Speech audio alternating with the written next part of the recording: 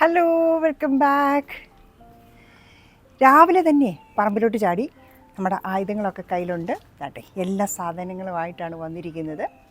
ഇനി നമ്മുടെ പച്ചക്കറികളൊക്കെ റീസ്റ്റാർട്ട് ചെയ്യാണ്. എനിക്ക് ചെറിയൊരു പനിയും ബുദ്ധിമുട്ടുകളൊക്കെ ആയിരുന്നു. അതെല്ലാം മാറി. അതുകൊണ്ട് നേരം വെളുപ്പം തന്നെ നമ്മൾ പറമ്പിൽ ചാടിക്കഴിഞ്ഞു. സൂര്യൻ ഉദിച്ച് വരുമ്പോൾ നമ്മൾ അകത്ത് കയറും. വെയിൽ താങ്ങാൻ പറ്റൂലേ. ഇതാണ് എൻ്റെ ചീരവിത്തുകൾ. ഇത് രണ്ടും ഞാൻ നമ്മുടെ ഹോർട്ടികോപ്പ് സൊസൈറ്റിയിൽ നിന്ന് വാങ്ങിച്ചാണ്. ഇത് ജാവ സംസ്കൃതി എന്ന ഒരു കമ്പനിയുടെയാണ് അവരവിടെ സെയിൽ ചെയ്യുന്നത്. പക്ഷേ കഴിഞ്ഞ പ്രാവശ്യം ഞാൻ വാങ്ങിച്ചതായിരുന്നു, നല്ല സാധനമായിരുന്നു കേട്ടോ. അപ്പോൾ ഇപ്രാവശ്യം ഞാൻ അത് തന്നെയാണ് വാങ്ങിച്ചിരിക്കുന്നത്. ഇത് രണ്ടും പച്ച ചീരയുടെ വിത്താണ്. അപ്പോൾ ഇത് രണ്ടും നമുക്ക് പാകാം. ഈ ചീര പാകുന്നതിനും ഒരു ചടങ്ങുണ്ട്, കാണിച്ചു തരാം.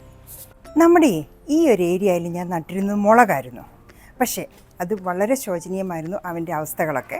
കാരണം ഇത് മുളക് ഇങ്ങനെ പൂവിട്ട് കായ്ച്ചിങ്ങ വരും. പിറ്റേ ദിവസം നോക്കുമ്പോൾ ഇതാണ്ടേ അത് വാടി നിൽക്കും. ഇവിടെ എല്ലാം നമ്മൾ മുളക് നട്ടിരുന്ന ഏരിയയാണ്. അതെല്ലാം ഇങ്ങനെ തന്നെ ആയിപ്പോയി. പല കാര്യങ്ങൾ ചെയ്തു നോക്കി. ഡോളമൈറ്റ് ഇട്ടു, ബ്ലീച്ചിങ് പൗഡർ ഇട്ടു. ഇപ്രാവശ്യം ഈ ഏരിയയിൽ ഞാൻ മുളക് മാറ്റി നമ്മളുടെ കൃഷി സാധനമേ അങ്ങ് മാറ്റുകയാണ്. ഇവിടെ ഞാൻ ഇപ്രാവശ്യം നടാൻ പോകുന്നത് ചീരയാണ്. അപ്പം നിലവൊരുക്കട്ടെ. ആദ്യമേ തന്നെ ഇവിടുത്തെ കരിയിലയൊക്കെ നമുക്ക് തൂത്തുവാരി എടുക്കാം.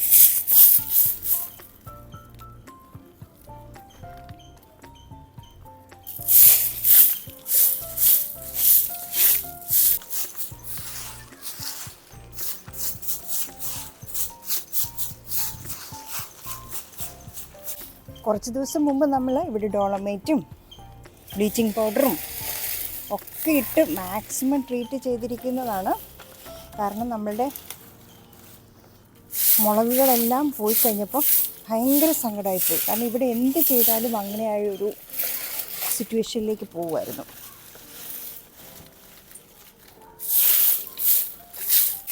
നമ്മുടെ ലൗലൂലി മരവും ഇതിൻ്റെ നേരെ മുകളിലാണ്. അപ്പോൾ അതിൻ്റെ ഇലകളാണ് ഈ വീഴുന്നതെല്ലാം.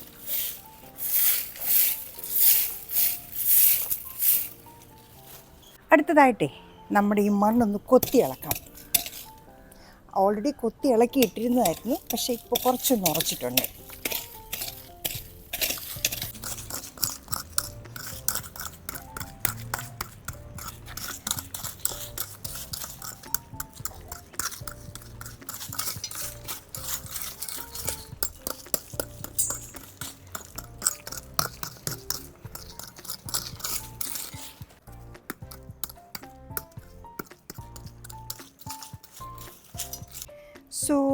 നമ്മൾ മണ്ണൊന്ന് കൊത്തി ഇളക്കി.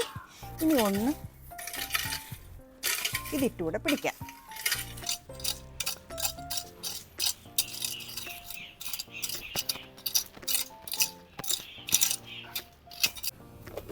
അടുത്തതായിട്ടേ ഈ ഒരു ഓർഗാനിക് ഫെർട്ടിലൈസർ, ഇത് നമ്മുടെ കൃഷിഭവനിൽ നിന്ന് ഇപ്രാവശ്യം എനിക്ക് കിട്ടിയതാണ്.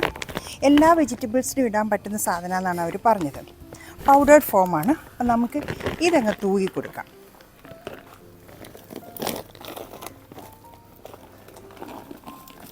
ഇത് നല്ല കറുത്ത സാധനമാണ്. ഇതിനകത്തുള്ള ഇൻഗ്രീഡിയൻസ് കുറേയേറെ അവർ എഴുതിയിട്ടുണ്ട്. എല്ലാ വെജിറ്റബിൾസിനും യൂസ് ചെയ്യാൻ പറ്റുന്നതെന്നാണ് അവരുടെ പടത്തിൽ തന്നെ തന്നിരിക്കുന്നത്. ഇതിനകത്ത് ഇതിൻ്റെ കണ്ടൻറ്റിൻ്റെ എല്ലാ കാര്യങ്ങളും ഡിസ്ക്രൈബ് ചെയ്തിട്ടുമുണ്ട്. ഇത് 10 kg ഒരു ബാഗായിട്ടാണ് നമുക്ക് കിട്ടുന്നത്. അപ്പം നമുക്കേ ഇതങ്ങ് തൂക്കി കൊടുക്കാം. കഴിഞ്ഞ പ്രാവശ്യമേ ഞാൻ ചാണകമാണ് അടിവളമായിട്ടിട്ട് കൊടുത്തത്.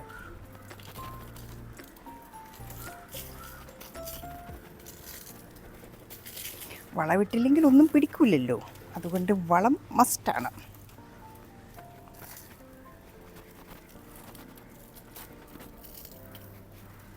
നല്ല ബ്ലാക്ക് കളറായതുകൊണ്ട് എവിടെയൊക്കെ വീണിട്ടുണ്ടെന്നുള്ളത് നമുക്ക് ക്ലിയർ ആയിട്ട് കാണാൻ പറ്റും. ആ ഫെർട്ടിലൈസർ ഇട്ടപ്പോൾ കണ്ട അത് തന്നെ കറുത്തെടുത്ത് കാണിക്കുന്നുണ്ട് നമ്മുടെ മണ്ണിൽ. അപ്പോൾ ഇനി നമുക്ക് ഇതിനെ ഒന്ന് മണ്ണുമായിട്ട് മിക്സ് ചെയ്യാം. Black colour, dark black colour, jet black എന്നൊക്കെ പറയുന്ന കളറാണ് ഈ ഒരു വളത്തിന്. ഇനി നമുക്കേ നമ്മുടെ മണ്ണും ഇതും കൂടെ മിക്സ് ചെയ്ത് കൊടുക്കാം.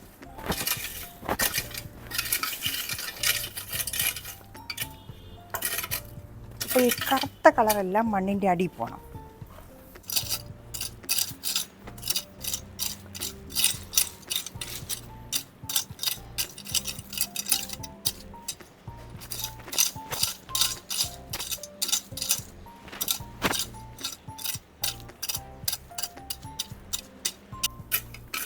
ഏതൊരു കൃഷി നടുന്നതിനും അത്യാവശ്യം നമ്മുടെ നിലമൊരുക്കൽ തന്നെയാണ് കേട്ടോ.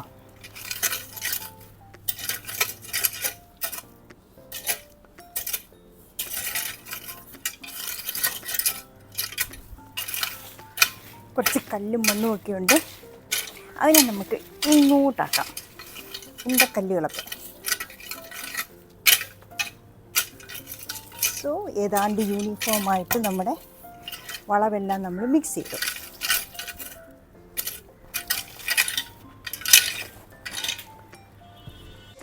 നമ്മളെ ചീര വിത്തുകൾ പാകുന്നതിന് ഒരു ചെറിയ പരിപാടിയുണ്ട്. അതായത് മഞ്ഞൾപ്പൊടി അല്ലെങ്കിൽ റവ, ഇതേതെങ്കിലും ഒന്ന് നമ്മൾ ഈ ചീര വിത്തുകളുടെ കൂടെ മിക്സ് ചെയ്യണം. അല്ലെങ്കിൽ എന്താണെന്നറിയോ, നമ്മുടെ ഈ വിത്തുകളൊക്കെ ഉറുമ്പ് റാഞ്ചിക്കൊണ്ട് പോകും. സോ അപ്പം ഞാൻ ഇന്ന് എടുത്തിരിക്കുന്നത് ഇതേ മഞ്ഞൾപ്പൊടിയാണ്. അപ്പോൾ നമ്മുടെ മഞ്ഞൾപ്പൊടിയും ചീര വിത്തും കൂടെ അങ്ങ് മിക്സ് ആക്കണം. യെസ്, ഇങ്ങനെ അങ്ങ് മിക്സാക്കി ഇനി നമുക്ക് ഇതങ്ങ് പാകി കൊടുക്കാം. പിന്നെ മഞ്ഞളായതുകൊണ്ട് നമ്മുടെ മണ്ണിനടി പോയി നമുക്ക് കൺഫേം ചെയ്യുകയും ചെയ്യാം. മഞ്ഞൾ വെളിയിൽ കിടന്നു കഴിഞ്ഞാൽ എന്താണ്, നമുക്കറിയാൻ പറ്റും ചീര വിത്തുകളൊക്കെ വെളിയിലാണെന്നുള്ളത്. അപ്പോൾ ഇതാണ്ട് ഇങ്ങനെ നമ്മൾ മിക്സാക്കി ഇനി നമുക്കിതങ്ങ് പാകി കൊടുക്കാം. സോ നമ്മുടെ ചീര വിത്തുകൾ ഇതാണ്ട് താഴേക്ക് പോരുന്നു. എല്ലായിടത്തും ഈക്വലായിട്ട് നമ്മൾ പാകി കൊടുത്തു.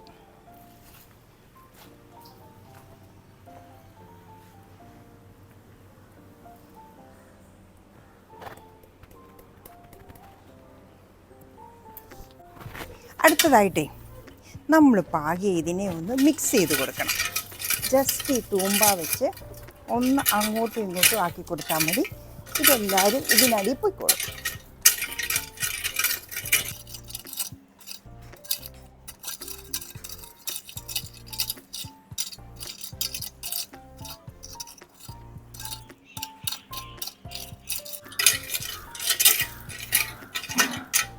യെസ്, അടുത്തതായിട്ട് വെള്ളം കൂടെ ഒഴിച്ച് കൊടുക്കുക.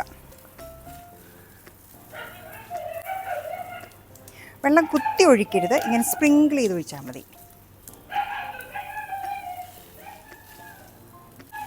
കാരണം ഇവിടെ മഴ കുറഞ്ഞിട്ട് കുറേ ദിവസമായിരുന്നു, അതുകൊണ്ടാണ് ഞാൻ നല്ലപോലെ ഒന്ന് സ്പ്രിങ്കിൾ ചെയ്ത് കൊടുക്കുന്നത്.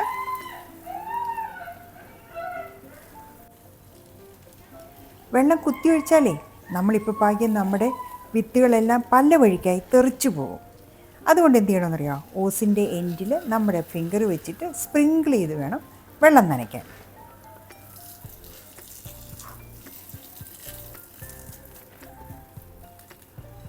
സോ അങ്ങനെ നമ്മുടെ ചീര വിത്തുകൾ നമ്മൾ ഇന്ന് പാകി. ഇനി നമ്മുടെ വെയിറ്റിംഗ് പീരീഡാണ്.